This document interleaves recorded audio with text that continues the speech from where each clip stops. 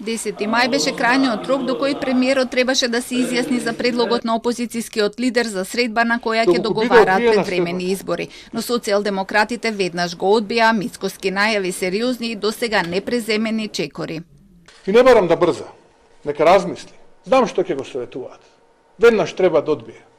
Нека не одбива, нека размисли, нека преспие, нека се советува со повеќе луѓе. Доколку биде одбиена средбата, ќе се покаже дека државата има отсуство на било какво лидерство, а народот ќе мора да дојде по своето. Затоа што се тоа, како што имаше почеток, има и свој крај. Мицкоски предлага и 4 тима од ВМРО ДПМН е составени од луѓе со искуство во областите економија, надворешна политика, здравство и образование, каде во моментов има акутни проблеми да работат со тимови во власта во меѓупериодот до изборите. Би работеле бесплатно и без никакви привилегии, за како што вели да и помогнат на државата која е пред банкрот, а е најавено ново задолжување од 900 милиони евра за да се покријат дупки во буџетот. Критикуваше и за состојбите во здравството и штрајкот во образованието, а на прашањето зошто кога неговата партија беше на власт не ги покачи платите на наставниците. Одговори дека ја платиле цената за тоа и веќе 5-та година се во опозиција.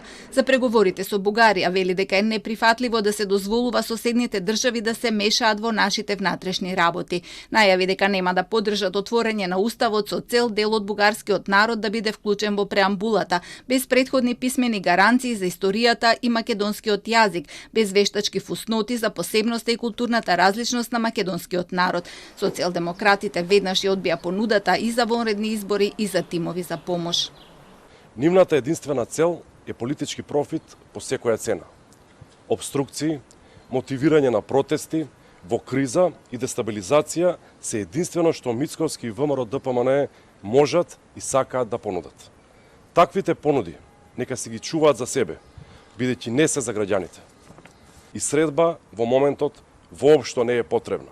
Изборите ќе бидат редовни во 2024 година и тоа прашање е затворено. Мицкоски велат не треба да нуди неспособни тимови составени од соработници на Груевски и лица против кои се водат судски процеси. Доволно е да имаат свест и доблест да не ја отежнуваат на владата која 3-та година се бори со економска криза.